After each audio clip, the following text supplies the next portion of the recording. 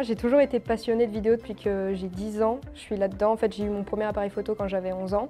Et j'ai toujours aimé pouvoir capturer l'instant, en fait, figer un moment et pouvoir créer en fait, carrément un univers tout autour d'une idée même. Et du coup, c'est vrai que la vidéo, je le fais depuis que je suis toute petite parce que c'est quelque chose qui est passionnant. Et pouvoir créer des histoires, créer un univers, comme je disais, c'est quelque chose qui me stimule beaucoup et c'est une des passions qui me plaît le plus, quoi.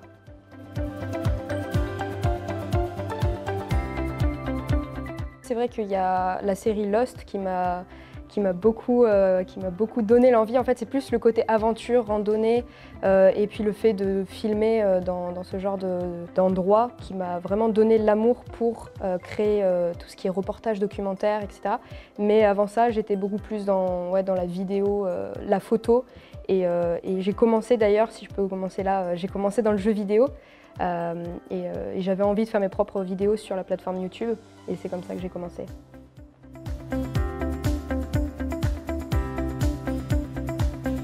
J'ai commencé avec un petit appareil photo réflexe, quoi, donc c'était... Ouais, mais du coup en mode auto, donc au final je l'utilisais pas de son plein potentiel. Mais du coup j'ai surtout commencé donc, sur un ordinateur et au final ça se fait tout seul, un peu en autodidacte parce qu'il y a énormément de tutos qui existent sur YouTube, donc c'est assez facile de prendre la main.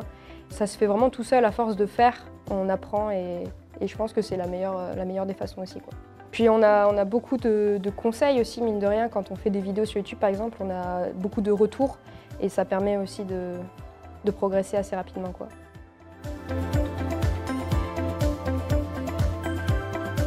Pour intégrer une école de cinéma, ça a été un long chemin dans ma tête parce qu'en fait, à toute base, donc, je faisais des vidéos depuis quelques années, donc j'étais vraiment passionnée de ça.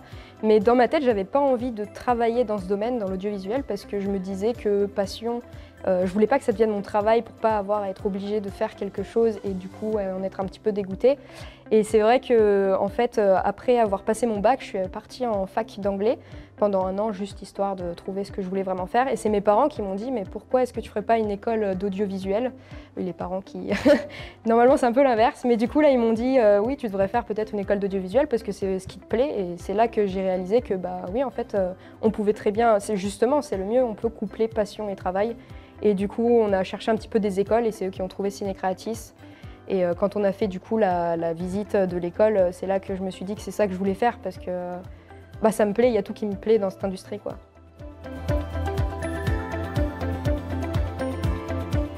Ce qui m'intéressait vraiment, c'était le fait qu'on ait 1 an et demi de tronc commun parce que moi, à la toute base, je voulais être dans le montage. Et du coup, ça m'a permis pendant 1 an et demi de toucher vraiment à tous les domaines et j'ai réalisé que finalement, c'était l'image qui me plaisait le plus. Du coup, c'est vraiment, je pense, un des aspects les plus importants de cette école, c'est le fait de pouvoir toucher à tout et de pouvoir vraiment prendre le temps de savoir ce qu'on veut vraiment.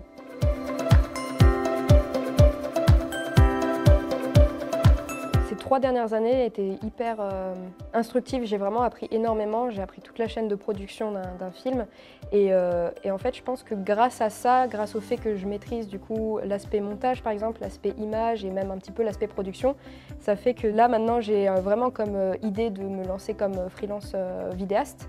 Et bah, souvent quand on fait ça, on a besoin de maîtriser un petit peu toutes les chaînes de la production. Donc au final, j'ai appris énormément et c'est ce qui va vraiment me servir dans le monde professionnel. Et je trouve que c'est vraiment super intéressant le fait qu'on ait au minimum 3 projets par année. Donc on a vraiment l'occasion de voir plein de choses différentes et c'est ce qui permet d'avoir énormément d'expérience et comprendre tous ces métiers, quoi. Du coup, à Ciné-Creatis, il y a 3 spécialités. Il y a la dominante post-prod, la dominante production et la dominante image. Et c'est vrai que du coup, quand on fait du montage, on a aussi beaucoup de motion design, de motion VFX, etc. Et c'était moins l'aspect qui me plaisait. Et c'est vrai que parallèlement, moi j'ai toujours eu ma caméra, toujours eu mes photos.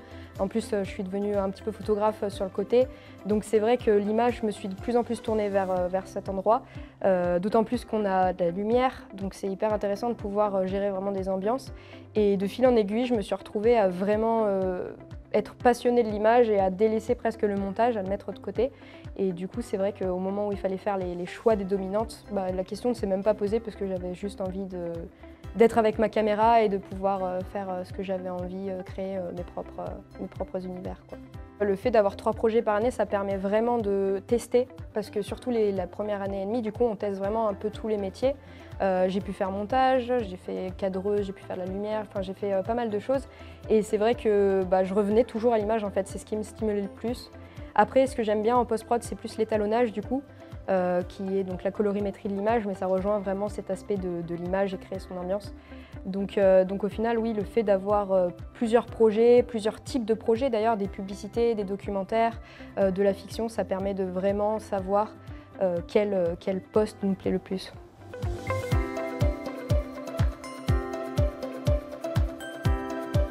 Alors quand je suis arrivée à Ciné Créatis, c'est vrai que je ne savais pas spécialement ce que je voulais faire, je sais juste que je voulais faire dans la vidéo.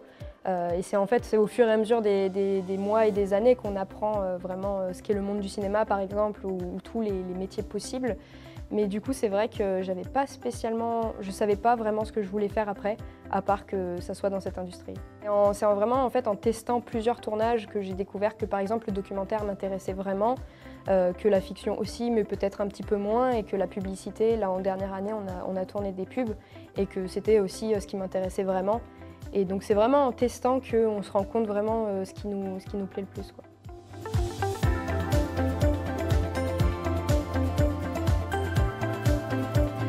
Notre film de fin d'études s'appelle Le jour où j'ai grandi. C'est une fiction de 8 minutes qui se passe pendant la Seconde Guerre mondiale.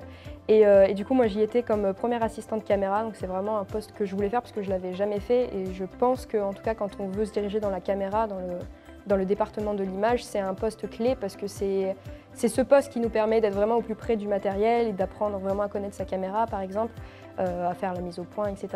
Donc c'était vraiment un projet super ambitieux et très intéressant parce que en plus on n'a pas trop l'occasion de faire des projets qui se basent dans d'autres époques. Donc il y avait tout un jeu de lumière, un jeu de costumes, d'images, qui fait que c'était vraiment super intéressant. Et ça s'est très bien passé, on a eu 8 jours intenses, on a fait pas mal de journées en équipe réduite à cause du Covid. Du coup forcément on était beaucoup moins et ça permettait de vraiment trouver des solutions soi-même. Mais du coup vraiment un super tournage, j'en garde un très bon souvenir et c'est clair que c'est un tournage qui est clé dans nos études et ça fait plaisir d'avoir pu le mener à terme. Ça picote un petit peu de se dire que c'est fini, mais après on a encore 4 mois et demi de stage à faire. Du coup, c'est pas encore totalement la fin des études pour l'instant, on va encore être un peu pris sous les ailes de professionnels, au début en tout cas. Mais oui, c'est la fin de quelque chose, mais c'est aussi le début d'autre chose, donc c'est ça qui est bien, quoi.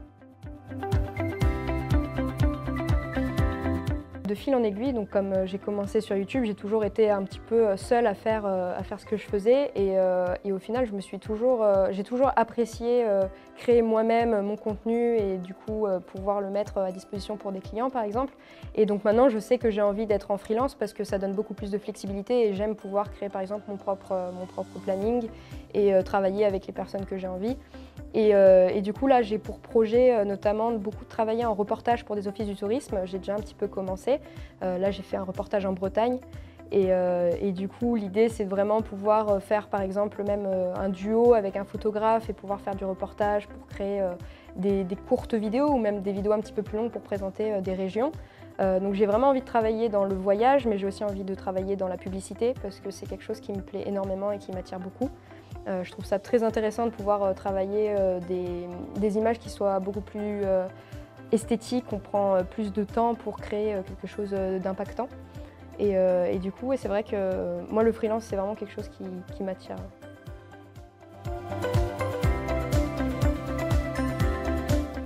Je pense que le fait d'avoir commencé tôt, ça me donne quand même plus de facilité ou du moins plus d'avance par rapport à d'autres personnes qui ont commencé peut-être en rentrant à l'école. Parce que forcément, je touchais du coup déjà plus jeune à tout ce matériel. J'avais déjà un petit peu en tête comment fonctionnait tout ce qui est l'aspect montage, même l'aspect contact finalement. Parce que j'avais une chaîne YouTube de 450 000 abonnés. Donc au final, ça m'a permis de rencontrer pas mal de personnes, de garder des contacts. Et aujourd'hui, je garde une petite communauté qui s'intéresse toujours à ce que je fais. Donc maintenant, c'est de la photographie, un petit peu de la vidéo. Et c'est vrai qu'on a des personnes qui sont restées et qui même sont parties dans ce monde-là aussi. Donc ça permet de rester en contact et même parfois de trouver du travail comme ça aussi.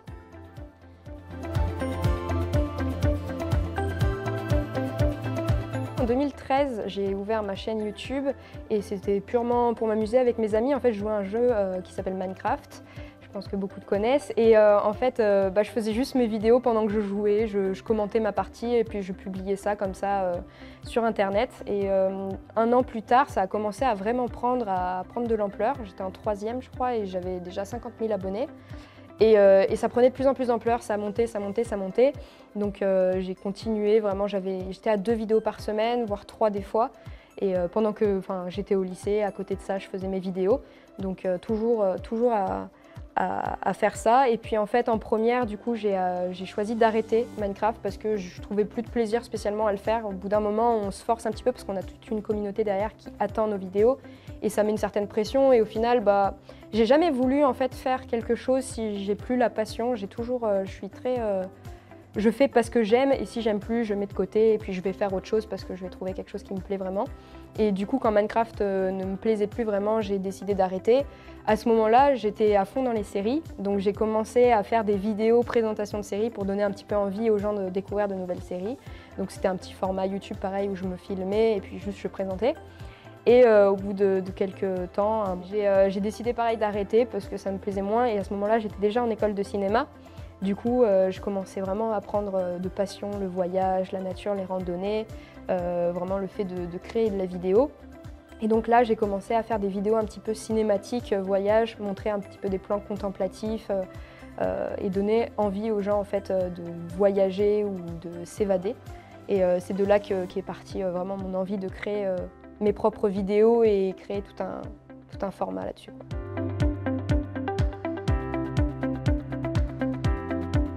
J'ai toujours été aussi passionnée de photographie et en fait, il faut savoir que c'est que en première année, à peu près fin de première année d'école de cinéma, que j'ai repris la photo vraiment en essayant de créer ma composition et puis surtout utiliser des modes manuels parce qu'avant j'étais toujours en mode auto et c'est là que je me suis vraiment intéressée à la technique en fait de l'appareil photo et à me mettre à fond et c'est comme ça que m'est venue vraiment cette envie de créer de la photo tout en partant à l'aventure en fait.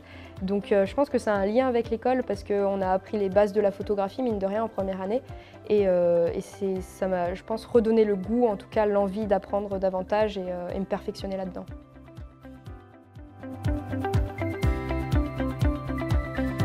Alors j'ai pas envie de me spécialiser dans un seul domaine parce que j'ai pas envie de me fermer des portes. C'est vrai que j'ai envie de toucher à beaucoup de domaines. Comme je disais, en fait, je suis passionnée par l'image, mais pas par le documentaire simplement. J'ai envie de toucher à la fiction même, ou faire de la publicité. Donc c'est vrai que j'aime beaucoup tout ce qui est outdoor, donc l'extérieur, la randonnée, la nature. Donc si je peux en faire un maximum, j'en ferai. Mais si je peux faire aussi d'autres projets, des clips musicaux, etc., je peux le faire aussi parce que j'adore ça, quoi.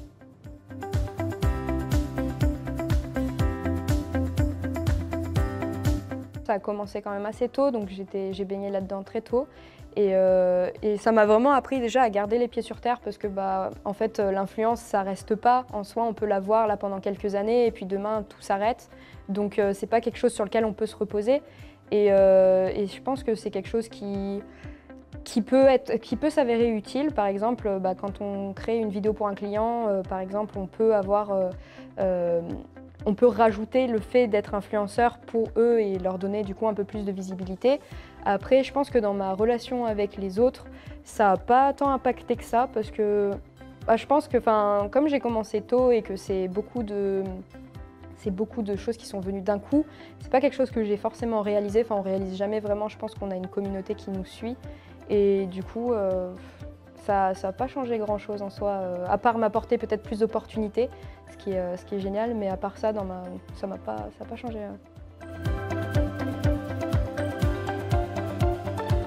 Je pense que les réseaux sociaux, pour moi, en 2021, c'est un des éléments essentiels et je pense que c'est important de savoir les maîtriser parce que je vois par exemple quand on fait des tournages, c'est bien de pouvoir le montrer par exemple sur Instagram pour se monter un petit peu un portfolio et montrer aux personnes ce qu'on fait parce que si les gens ne le voient pas, ils ne savent pas et en fait c'est plus compliqué de créer du contact. Donc je pense que c'est important de l'utiliser comme une vitrine déjà pour montrer ce qu'on sait faire parce que je pense que c'est ce qui marche le mieux. En soi, avoir un diplôme c'est quand même bien mais c'est pas ce qui compte le plus, c'est montrer l'expérience. Donc il faut savoir utiliser les réseaux sociaux pour savoir se vendre en fait. Car aujourd'hui, c'est surtout comme ça que ça fonctionne, quoi.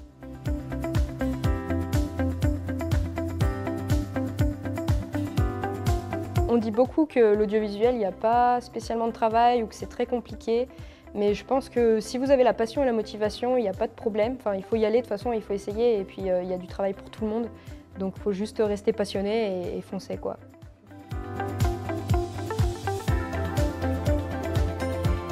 Dans 5 ans, je sais pas, je suis à Hawaï. Non, en vrai, j'ai très envie de voyager. En fait, j'ai toujours eu cet amour pour le voyage et du coup, je me dis que si j'arrive à coupler vidéo et voyage, ça serait quelque chose de réussi pour moi, quoi. C'est mon objectif.